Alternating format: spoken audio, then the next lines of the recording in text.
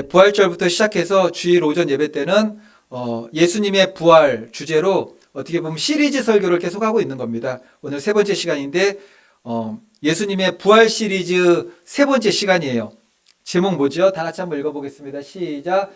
베드로에게 나타나신 부활의 주님이라는 제목으로 우리 하나님 말씀 전하도록 하겠습니다. 부활절날 이제 첫 번째로 부활에 대해 말씀 전했는데 누구 만나 주셨죠? 전에 7 귀신 들렸던 막달라 마리아에게 나타나신 그 말씀을 나눴고, 지난주에는 엠마오로 가는 두 제자, 오늘은 부활의 주님께서 베드로에게 나타나신 사건입니다. 먼저 부활의 주님께서 여러 사람들을 만나셨잖아요. 막달라 마리아도 만나고 엠마오로 가는 두 제자도 만나고 했는데, 만난 사람을 순서대로 한번 정했고요. 순서대로 정하면은 가장 먼저는 막달라 마리아에게 나타나셨습니다. 이 화면은 끝까지예요, 오늘. 설교 끝까지. 막달라 마리아에게 첫 번째로 나타나셨습니다. 막달라 마리아가 안식 후 첫날 새벽 여인들과 함께 무덤에 찾아갔고, 그곳 무덤에서 막달라 마리아를 먼저 만나주시고 여인들도 만나셨어요. 부활하신 예수님을 처음으로 목격한 사람이 되었습니다. 두 번째는 뭐죠? 두 번째는 마태복음 기록 보면은 막달라 마리아를 먼저 만나 주셨잖아요. 근데 그 무덤에 막달라 마리아만 갔던 건 아닙니다. 여자들도 같이 갔어요. 그래서 막달라 마리아를 먼저 만나시고 그와 함께 예수님을 무덤을 찾았던 여인들을 만나 주세요. 순서대로 한다면은.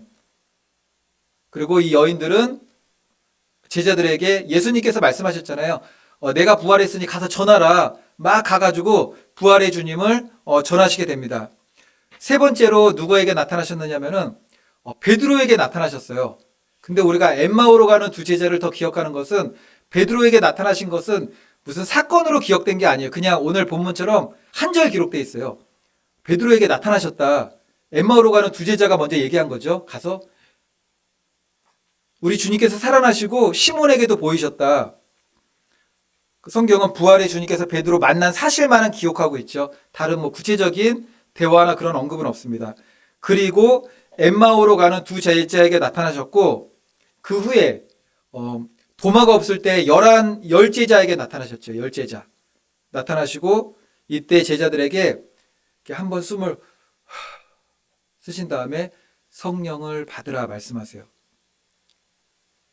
이때 제자들이 예수님께서 부활하셨다고 얘기했는데도 안 믿어요.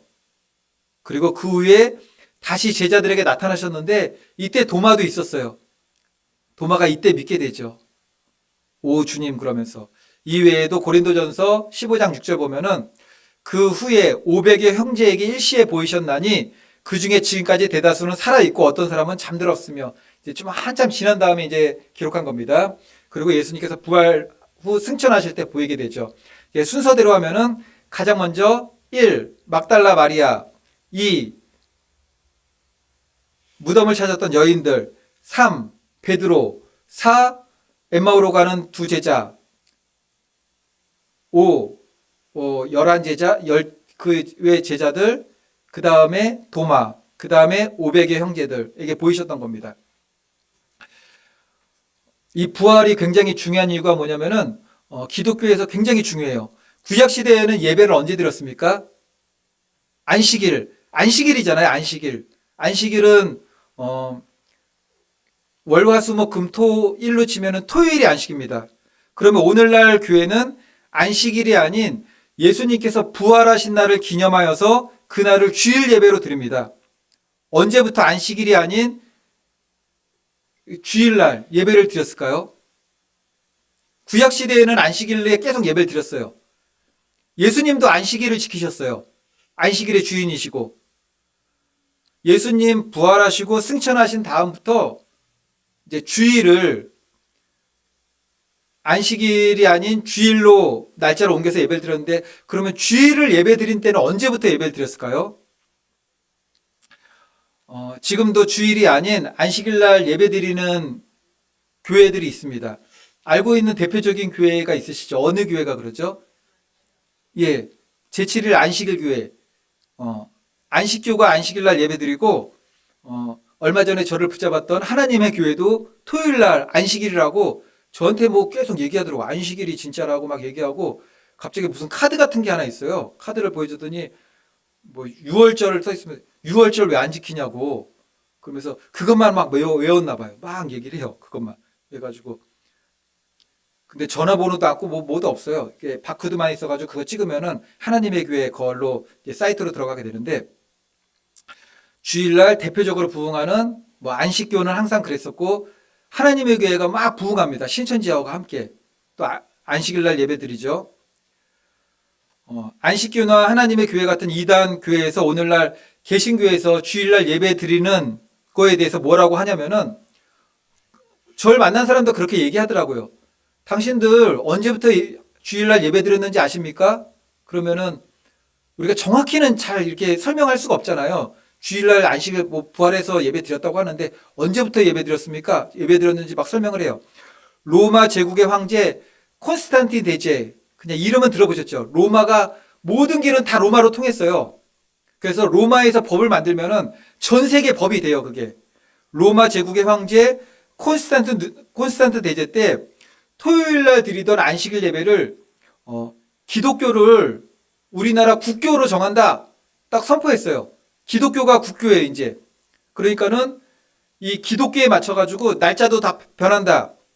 그래서 이제 안식일이 아니라 예수님께서 부활하셨으니까는 그날을 이제 우리가 주일 예배로 지키겠다라고 그 사람들이 말하는 거예요. 그리고 그게 실제 사건이 실제 일어난 일이기도 하지만 50%만 맞는 거예요. 50%만. 초대교회 시대 때부터 핍박받던 교회가 로마 콘스탄틴 황제 때 밀라노 칙령이라고 그래요. 313년. 그러니까 예수님을 태어난 때부터 이렇게 1년, 2년, 3년 AD를 하는데 예수님 태어나고 다음부터 밀라노 칙령까지 313년 때 칙령으로 로마 제국은 공식 법정으로 안식일이 아닌 주일 예배로 지정을 해요. 그러니까 313년 때 이때부터 일요일은 노동 금지예요. 우리가 보통 일요일 날은 막 빨간 날 했잖아요. 그때부터 법적으로 정해진 거예요. 로마에서 딱 정하니까 전 세계가. 기독교는 법적으로 313년부터 주일 예배를 드리는 날로 정착이 됩니다. 그런데 이것은 당시 로마가 전 세계 패권 국가이기 때문에 표면적으로 이제 공식적으로 그렇게 법으로 제정한 것이었고 예수 그리스도의 죽으심과 부활, 성령 강림 이후부터 초대교회는 그때부터 예수님의 부활한 날을 주님의 날로 정해서 드리게 돼요. 이건 성경에 나와 있는 거예요. 표면적으로는 로마 제국 콘스탄틴 대제가 밀라노 칙령 313년부터 주일을 제정하고 그날 노동을 없애면서 뭐 우리가 알고 있는 빨간 날 이제 주일이 되었는데 그건 겉으로 드러난 것이었고 갑자기 그렇게 한 건 아니에요. 그리스도인들은 주일을 계속 지키고 있었어요. 근데 핍박받아가지고 다 이렇게 카타콤 지하로 막 다 들어가 있었죠. 이제 기독교를 국교로 딱 인정하니까는 다 지상으로 올라옵니다. 그리고 자유롭게 믿음 생활을 하게 되었습니다. 하지만 그때부터가 아니라 사도행전 보면 나와요. 초대교회부터 안식일이 아니라 주일 예배를 드리기 시작합니다. 근데 왜냐하면은 이제 그러면은 예수님께서 부활하신 다음에 승천하시고 성령 강림이 있은 다음부터 바로 안식일을 폐하고 주일 예배를 드리냐? 그건 아니었어요. 왜냐면은 구약 시대에 할례가 있었잖아요. 할례가 예수 그리스도께서 부활하시고 승천하시고 성령 강림한 다음에 할례가 그냥 폐해졌나요? 과도기가 있잖아요. 과도기가. 그 과도기가 길어가지고 예수님을 믿는데도 할례를 받아야 되는지 안 받아야 되는지 너무 힘든 거예요. 그래서 할례패가 여전히 존재하고 할례를 받지 않아도 된다라는 사람들이 있으니까는 사도 바울이 정립을 하는 거죠. 할례는 받지 마라가 아니에요. 받으나 안 받으나 상관이 없다예요. 그거는 아무 의미가 없는 거죠.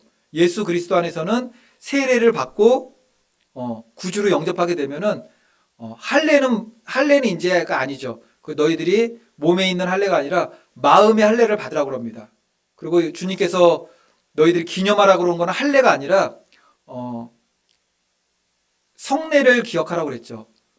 예수님의 몸을 상징하는 떡과 예수님의 보혈을 상징하는 피를 나누는 그거 성례를 기억하라고 합니다. 이제 사도행전 그리고 초대교회 시대의 문헌들을 보게 되면은 그리스도인들이 예수님의 부활을 기념하는 주일 예배를 드렸던 기록들이 있어요.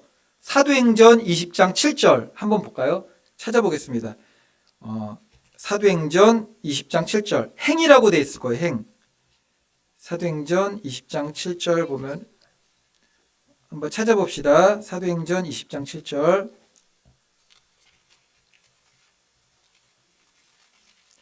20장 7절이면은 222페이지 222페이지 사도행전 20장 7절 222페이지 222페이지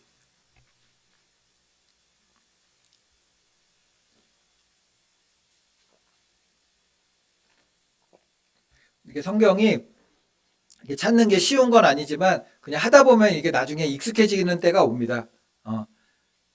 사도행전 20장 7절 행으로 돼 있죠. 사도행전 20장 7절 그 주간의 첫날에 다 찾으셨습니까? 네, 다 같이 한 목소리로 읽습니다. 시작.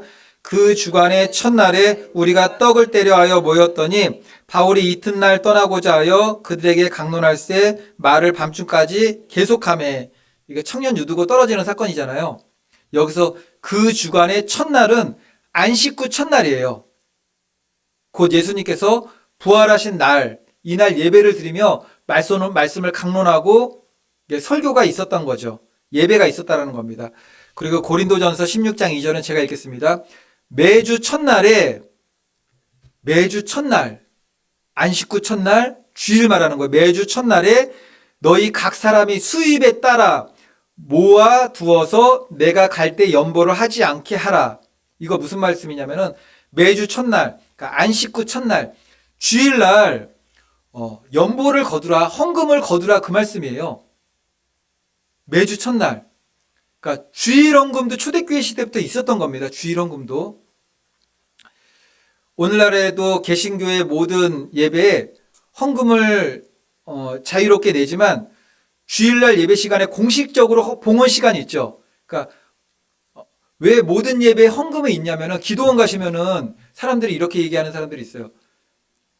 아침, 점심, 저녁 때 기도원에서 예배 드리잖아요. 아침에만 헌금 내면 되지 뭐 점심에도 헌금 내고 저녁에도 헌금 내고 매 시간마다 헌금 시간이 있고 성경적으로 예배는 예배의 요소들이 있어요. 빠지면 안 되는 요소 중에 하나가 봉헌 헌금입니다. 헌금. 그래서 자유롭게 하지만 초대교회 시대에서 사도 바울이 얘기한 겁니다. 매주 첫날에 너희 각 사람이 수입에 따라 모아두어서 내가 갈 때 연보를 하지 않게 하라. 주일날은 헌금을 하라는 거예요. 예배 시간.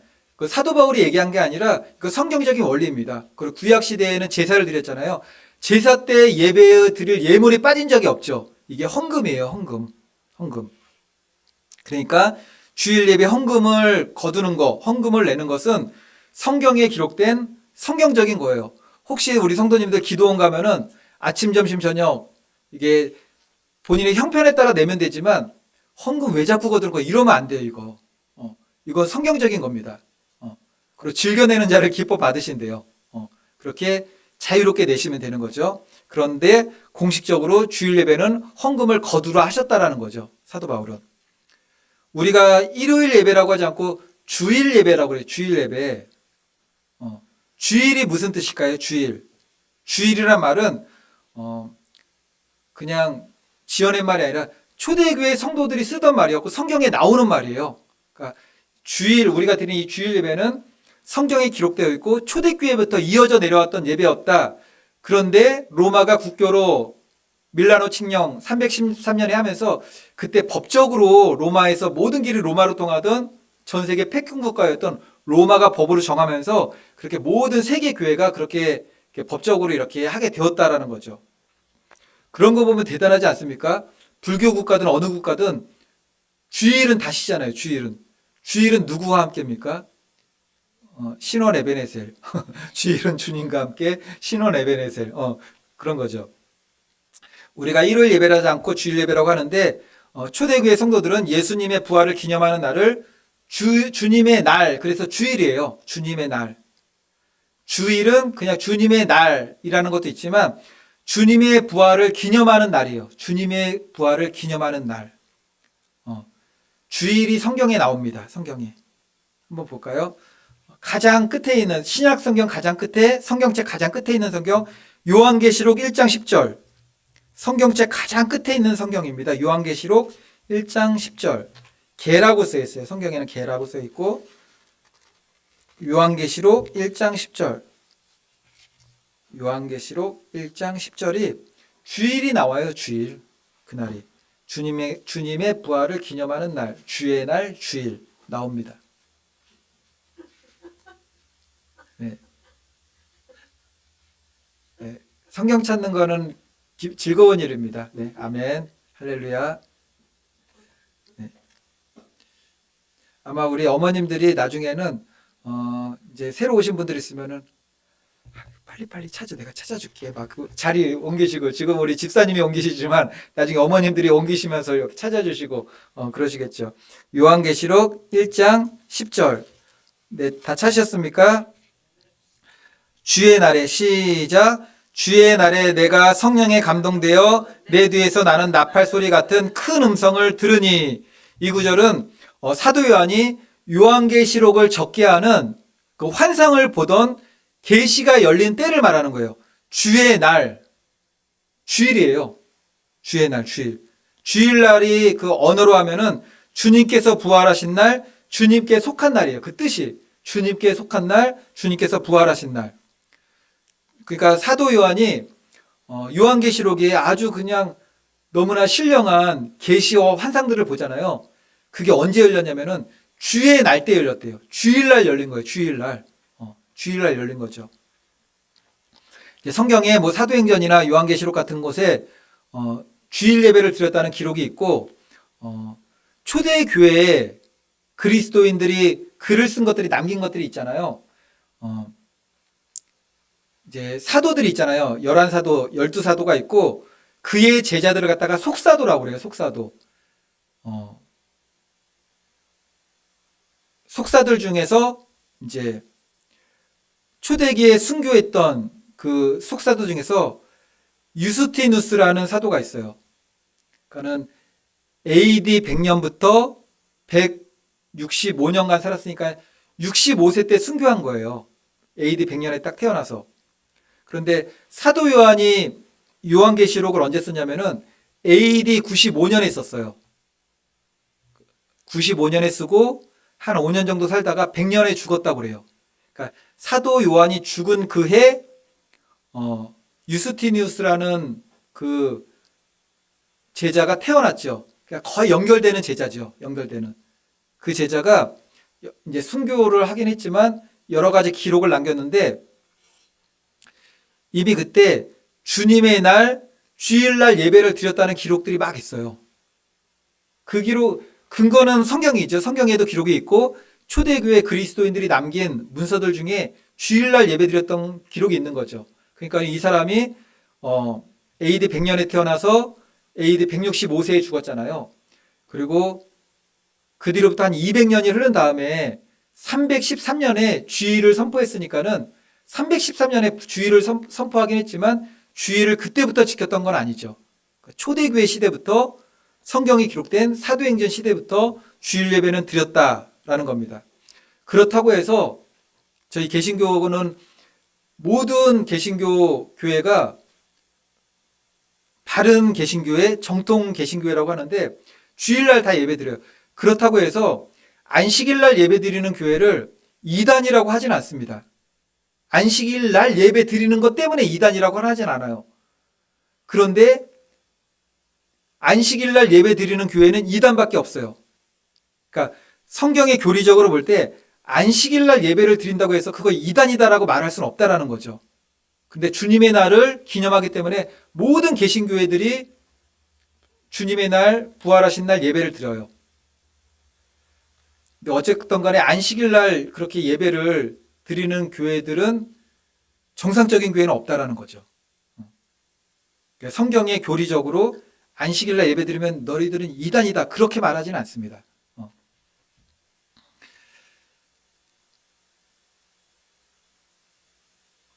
혹 길 가다가 하나님의 교회 사람들 만나면은 뭐 유월절 얘기하고 자꾸 구약일 얘기하더라고. 안식일을 막 지켜야 된다고.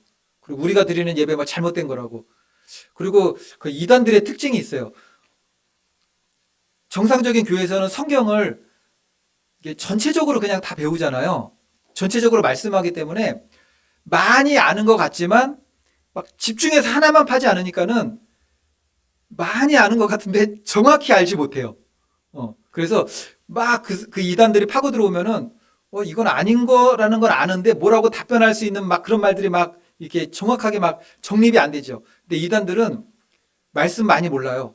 자기네들이 하는 것만 알고 있는데 그 말씀에 대해서는 정확하게 하는 게 아니라 줄기를 따라가지고 그 말씀만 배운 거죠.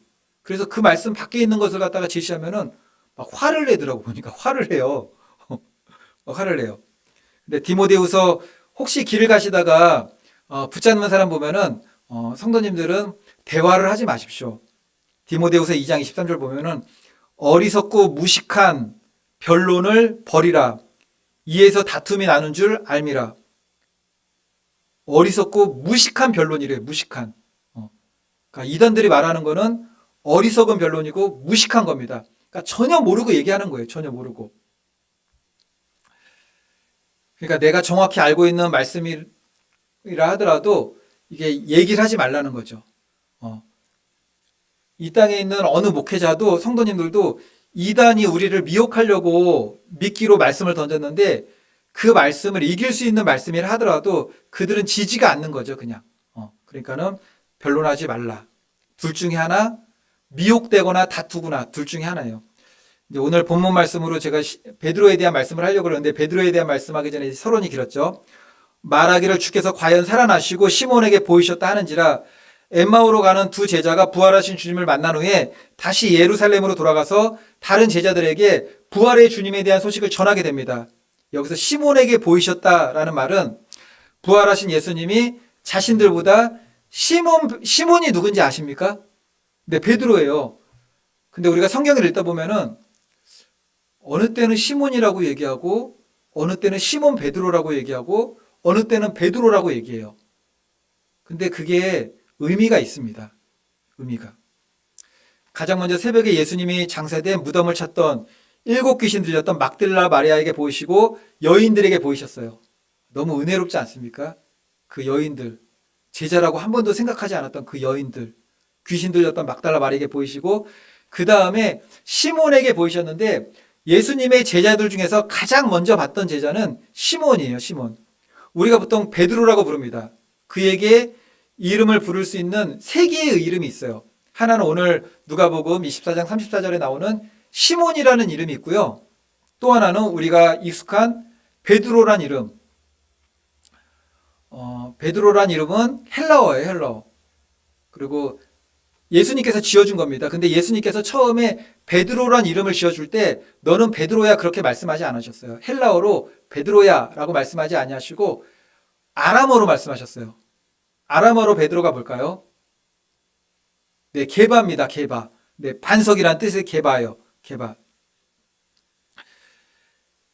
이제 이 이름을 아무 때나 사용하는 것이 아니라 그 베드로의 신앙의 여정 가운데 완전히 꼬꾸라졌을 때는 시몬이라고 불러요.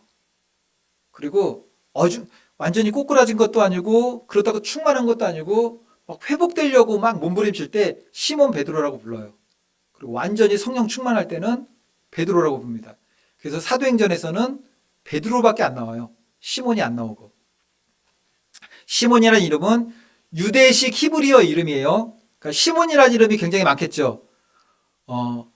예수님을 만나기 전에, 예수님을 따르기 전에 불려졌던 이름이에요. 시몬은 예수님을 알지 못했던 그 시절에 불렀던 시몬. 그런데 오늘 본문에서 예수님이 베드로를 뭐라고 불렀죠? 오늘 본문 말씀에서 시몬 그랬잖아요. 시몬. 그 신앙이 완전히 지금 바닥에 내려앉은 상태였던 거예요. 이때가. 복음서에서 베드로를 시몬이라고 부를 때는 약하고 연약하고 다 무너졌을 때 그때 시몬이라고 불렀어요. 다음의 이름은 예수님께서 지어준 이름 게바입니다. 게바. 게바는 아람어예요. 예수님께서 이제 아람어로 너의 이름은 게바야라고 했던 것은 그 당시 유대인들이 어떤 언어를 사용했다라는 거죠? 아람어도 사용했다라는 겁니다. 히브리어도 사용했지만 아람어도 사용했어요. 우리나라도 그랬죠. 일제 시대에 그때 막 이제 광복 해방한 다음에는 우리 조선말도 사용했지만 한국어도 사용했지만 이게 일본어도 같이 막 섞어서 사용했던 그런 시절이 있었잖아요. 그런 시절입니다. 게바의 뜻은 반석이에요. 반석. 예수님께서 게바라고 이름 지어주셔서 너는 반석이야. 아람어로 반석. 거의 대부분이 구약 성경은 히브리어로 쓰여져 있습니다. 그런데 히브리어만이 아니라 아람어로도 쓰여져 있어요. 몇 개 없어요. 아람어로 쓰여진 것은 에스라, 다니엘, 예레미야 한 구절 그렇게 쓰여져 있어요. 에스라, 다니엘, 예레미야 공통된 특징이 뭐냐면은 유다가 멸망했을 때 바벨론 포로 되었던 것과 연관이 있어요. 그러니까 바벨론으로 끌려가서는 어떤 말을 사용했냐면은 아람어를 사용했어요. 그러니까 히브리어하고 아람어하고 그때 막 섞이게 된 거죠. 막 섞였어요. 바벨론 포로 70년이 끝나고 난 다음에도 이제 섞인 말들이 막 나온 거죠. 2세대들도 있으니까는. 그렇게 쭉 구약 시대가 흘러오다가 신구약 중간기 400년을 지나오면서 이제 그냥 막 섞인 거예요. 유대의 히브리어하고 아람어하고 막 섞이게 됩니다. 우리나라 일제 강점기라고 지배받았던 때가 1910년부터 1945년. 초등학교 때는 그 얘기를 많이 들었던 것 같아요. 지금은 많이 듣지 못했지만 그 시대에 살았던 어르신들은 일본말 잘하시는 분들이 있었던 것 같아요. 저 초등학교 때 이제 아시는 분도 일본말을 좀 잘하셨대요. 그리고 초등학교 다닐 때 일본 이름이 다 있으셨대요. 이름이. 지금은 많이 없어졌던 것 같은데 우리 국어로 순화돼가지고 어릴 때 일본에서 따온 말들 많이 있죠. 뭐 아시는 말씀 있습니까? 아시는 말씀. 제가 말할 테니까는 그게 일본어도 있어요. 구슬치기를 옛날에 뭐라 그랬죠? 구슬치기? 예, 맞습니다. 다마. 다마. 야, 다마 가져와. 그래가지고 막 다마치기도 하고. 네, 맞습니다. 아이스케이크도 있고. 바가지를 뭐라 그랬죠? 바가지? 예, 빠케스. 지금도 막 좀 쓰는 거예요. 군대에서. 군대에서는 바가지라고 안 했어요. 빠케스. 그리고, 호치키스는 지금도 호치키스라고 많이 쓰잖아요. 지금은 뭐라 그러죠? 스탬플러라고 그러는데요. 스탬플러. 호치키스가 지금도 호치키스. 오뎅은 뭘까요? 예. 벤프라가 더 일본말 같은데 보니까. 벤프라. 오뎅이 일본말이고 오뎅이 일본말이에요. 어묵이래요, 어묵. 덴푸라는 뭐죠, 덴푸라는? 너무 억양이 강한데, 덴푸라. 어. 그리고 우리 손톱깎이 뭐 제일 스매끼리라고 그러고 뭐, 뭐, 벤또 있고 그 일본말로 외요가 뭐라고 그러죠, 외요? 이불을 외요라고 그럽니까? 이불을? 뭐 하여튼 간에 그런 말이 있습니다. 유대인들도 70년 바벨론 포로 생활하면서 아람어가 공용어로 됐어요. 공용어. 그래서 아프리카 가면은 무슨 아프리카 말하고 무슨 말하고 공용어가 막 몇 군데씩 있는 게 있잖아요. 브라질에도 뭐 브라질 말하고 뭐 포르투갈어도 있고 막 그렇게 있잖아요. 아프리카 가니까는 식민 지배를 많이 받아가지고 공용어가 두 개가 아니라 세 개인 나라들도 있어요. 뭐 막 영어, 뭐 그 나라 어로, 뭐 스왈리어, 뭐 이렇게 막 있더라고요 보니까는. 그러니까 식민지가 한번 되면은 그 말이 들어오게 되는 거죠.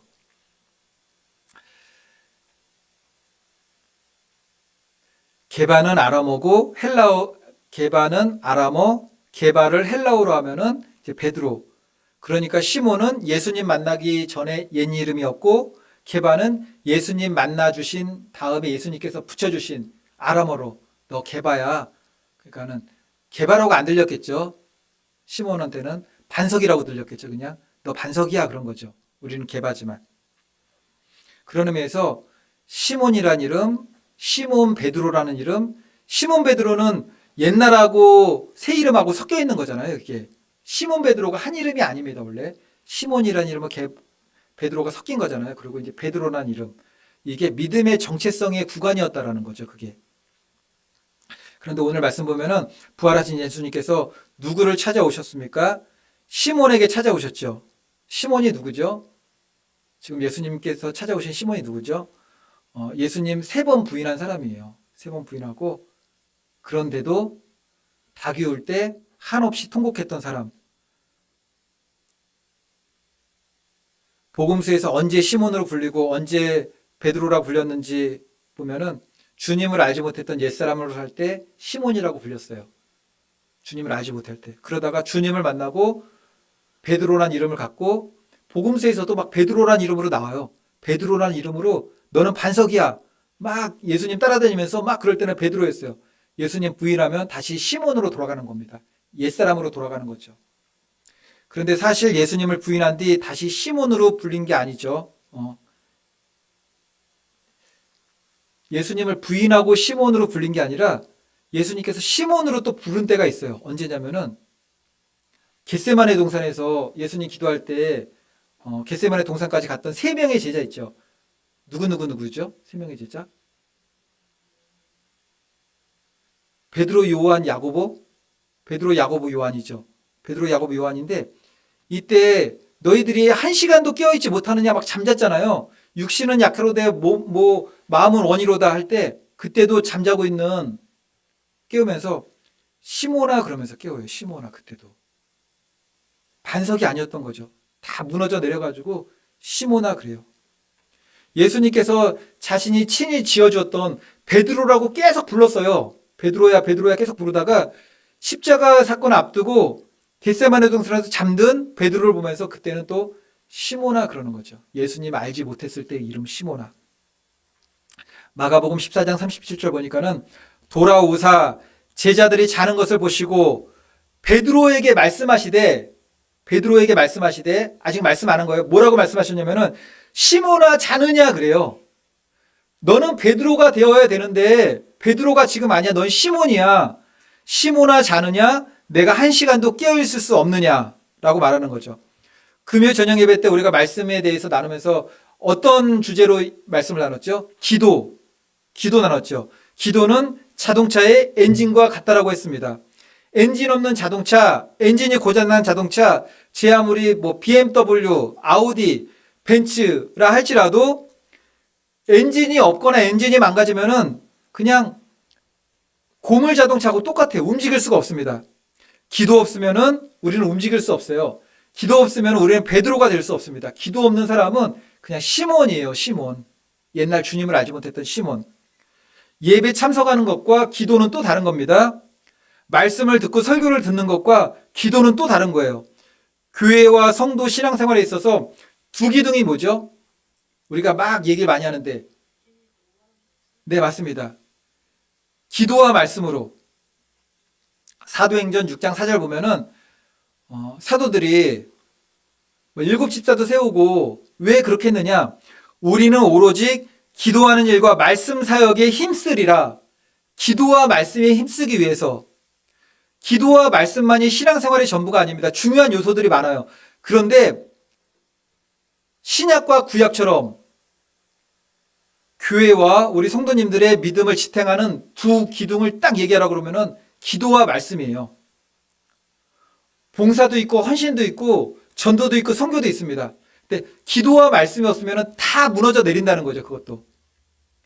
엔진 없는 자동차, 기름 없는 자동차 전혀 움직일 수가 없는 거죠. 엔진도 없고 기름도 없어요. 둘 중에 하나만 없어도 못 움직여요. 엔진이 있지만 기름이 없으면 못 움직여요. 기름은 있지만 엔진이 없으면 못 움직입니다. 말씀이 기름이라면은 기도는 엔진이에요. 아주 강력한 엔진. 주유소 가보면은 그 휘발유도 등급이 있더라고 보니까는 고급 휘발유 있어요. 고급 휘발유. 그거는 고급 이제 외제차 같은 데 넣겠죠. 이제 기름으로 이렇게 막 더 정제된 걸로. 기름 없는 자동차가 얼마 못 가서 멈추는 것처럼 말씀 없는 신앙은 중간에 반드시 변질돼요. 말씀이 없으면은 이상하게 돼요, 사람이. 왜냐면은 어떤 길이 바른 믿음 생활인지 알지 못하기 때문에 그렇습니다. 기도는 엔진이죠. 기름 같은 말씀이 공급되면서 쉬지 않고 기도의 엔진이 돌아가야지 하나님의 일을 할 수 없다는 겁니다. 그래서 저는 힘써서 기름 같은 말씀을 계속 공급해야 되는 거죠. 우리 성도님들은 그 말씀의 기름을 받으면서 기도로서 그것을 계속 태워나가는 겁니다. 성령의 불로서 태워나가는 거죠. 그런데 베드로는 겟세마네 동산에서 자동차로 비유하면은 뭐가 끝나는 거죠, 그냥? 엔진이 끝났어요, 엔진이. 툭 하면서 다 끝나버렸어요, 그냥. 예수님을 부인하며 신앙을 배도했고 옛날로 돌아갔습니다. 그런데 얼마나 사랑이 많으시고 자비하시고 국률이 풍성하신 주님이신지 우리는 주님이 다 베드로일 때 찾아오길 생각하겠지만 시몬일 때 찾아오셨어요. 시몬일 때. 그래서 승천하시기 전 갈릴리에서 제자들을 다시 부르셨을 때 그리고 갈릴리에서 그 시몬을 부르셔서 뭐라고 말씀하시냐면은 그때는 어떤 이름이 어울릴까요? 시몬이 어울릴까요? 시몬 베드로가 어울릴까요? 베드로가 어울릴까요? 갈릴리 바닷가에서 그때 시몬 베드로예요. 시몬 베드로. 그래서 시몬 베드로야 그래요. 내 양을 먹이라, 내 양을 치라, 내 양을 먹이라. 이때 빨리 결단해야 되는 거죠. 빨리. 그래서 성령 받고 난 이후에 베드로의 여정을 기록한 사도행전을 보면은 그때는 시몬이란 이름도 없고 시몬 베드로란 이름도 없어요. 베드로란 이름만 나옵니다. 반성만 나오는 거예요. 반성. 근데 베드로 사도가 자신의 서신서 쓸 때는 나 시몬 베드로라고 써요. 그러니까 자신의 정체성이 다 나와 있는 거죠. 그냥 나 옛날에 시몬이었는데 지금은 베드로야. 시몬 베드로. 베드로가 반석이라면 옛사람의 이름 시몬은 무엇이라? 베드로가 게바가 반석이에요. 그럼 시몬은 돌이면 어떤 돌로 비유될 수 있을까요? 짱돌이 짱돌 그냥. 시몬은 짱돌이에요. 짱돌 뭐 할 때 쓰시는지 아시죠? 아니 사람 막 머리 찍을 때 쓰는 거잖아요. 막 머리 찍고 막 화나면은 막 이렇게 발로 막 뻥 걷어차고 우리 짱돌 되는 거예요. 짱돌. 굳건한 반석 돼가지고 하나님의 일을 해야 되는데 다른 사람 머리통 막 깨버리고 막 던지고 막 눈 막아서 멍들게 하고 그런 짱돌 되는 겁니다. 짱돌. 이제 우리 좌우 옆 사람에게 물어보시겠습니다. 좌우 옆 사람한테 물어보세요. 당신은 반석이십니까? 아니면 짱돌이십니까? 예, 물어보겠습니다. 시작. 네. 예.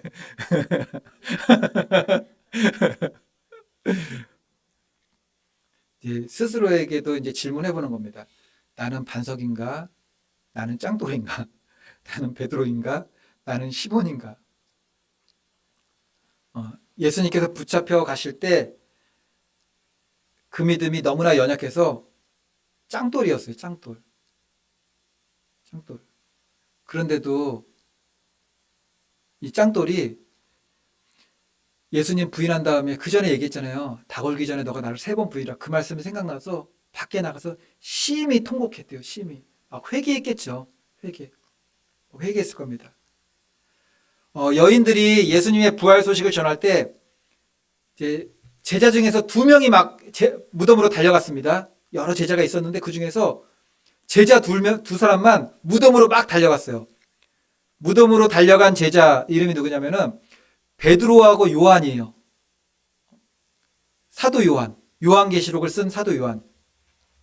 성경학자들에 보니까는 사도 요한보다 베드로가 한 10살 정도 많았대요. 그리고 베드로의 나이는 예수님하고 동년배나 엇비슷하든가 예수님보다 나이가 많았대요.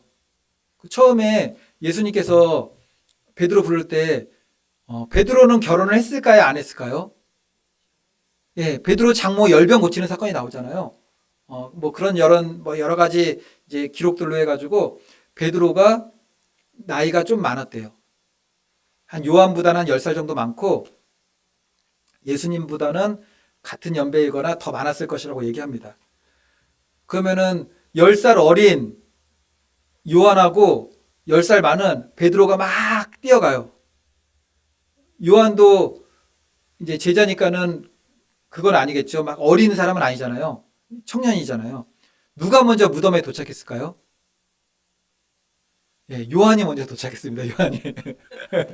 예, 젊은 청춘 요한이 이제 막 먼저 도착했어요. 베드로는 이게 아저씨잖아요. 막 이렇게 하다가 좀 늦게 도착했어요. 헐떡헐떡 걸면서. 근데 요한이 무덤 옆에 딱 갔잖아요. 근데 무덤 가니까는 무덤 돌이 열려 있었습니까? 닫혀져 있었습니까? 열려 있었잖아요. 무덤에 못 들어가요. 요한이. 그 뒤에 베드로가 와가지고 하면서 무덤 안으로 먼저 들어갔어요. 성경에 나옵니다. 그렇게. 먼저 들어갔어요. 그러니까 베드로가 어떤 사람이냐면은 가슴이 뜨거운 사람이에요. 예수님 부인한 다음에 닭 울음소리 들으니까는 막 우는 거죠. 막 울고 예수님 부활했다고 그러니까 어쨌든 막 뛰어갔어요. 막 숨차면서 청년 요한이 앞에서 이제 머뭇거리고 못 들어가니까는 비켜봐 그러면서 자기가 들어간 거죠. 예수님 정말 없네. 근데 예수님 만나 주신 거예요. 베드로를. 그때 만나 주신 거죠. 저와 성도님들은 시몬 베드로 그리고 베드로 이 세 사람의 이름에 신앙의 여정 가운데 지금 어디에 와 있습니까? 우리는 지금 어느 시대를 살고 있느냐면은 사도행전이 몇 장까지 되어 있는지 아십니까? 28장까지 되어 있어요. 그래서 전도와 선교에 대해서 열심히 있는 교회들은 우리는 사도행전 29장을 써 내려간다고 말을 하고 있어요. 사도행전에는 베드로라는 이름밖에 없습니다. 우리는 초대교회 사도들의 신앙을 전수해서 이제 마지막 때를 살아가면서 다시 오실 예수 그리스도의 재림을 소망하며 살아가고 있죠. 그런데 우리가 지금 그 마지막 때를 살아가면서 시몬으로 살아가면 안 되는 거죠. 짱돌로 살아가면 안 되는 겁니다. 사랑은 오래 참고 사랑은 온유하며 사랑은 자신의 유익을 굳지 않고 그런데 짱돌 돼가지고 자신의 유익만 구하고 날 해롭게 하는 사람한테 막 머리 맞추고 그러면 절대 안 된다는 겁니다. 바라기는 부활의 주님을 깊이 만나는 성도들 되시기를 바라고 강한 엔진을 장착하고 기름 가득 넣고 빠르고 멀리 달려갈 수 있는 자동차처럼 무엇보다 기도와 말씀으로 충만하여서 예수 그리스도의 부활에 증인된 삶을 사시는 우리 성도님들 되시기를 예수님의 이름으로 축원을 드리겠습니다.